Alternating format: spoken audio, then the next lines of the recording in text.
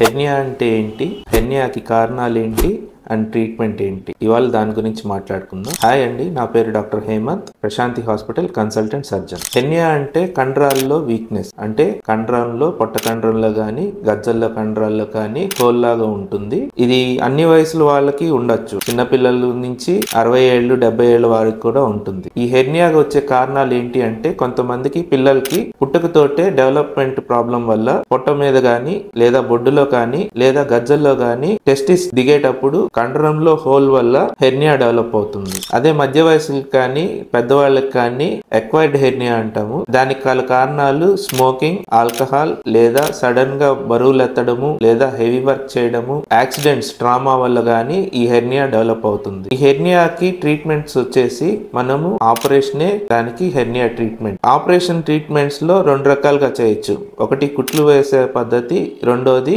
Laparoscopic పద్ధతి. కుట్ల operation కంటే కూడా ఇప్పుడు లాప్రోస్కోపీ పద్ధతిలో అయితే మెష్ పొట్ట లోపలే పెట్టి చేయడం వల్ల బయటకి కుట్లు కనిపించకపోవడము అండ్ లాప్రోస్కోపీ వల్ల నొప్పి తక్కువ ఉండడం వల్ల హెర్నియా ఆపరేషన్ అనేది ఇప్పుడు అత్యంత సులువుగా చేయగలుగుతున్నాం. అండ్ రికరెన్స్ రాకుండా ఉండాలి అంటే హెర్నియాకి మనం మెష్ ఆపరేషన్ చేయడమే అత్యుత్తమం. Thank you.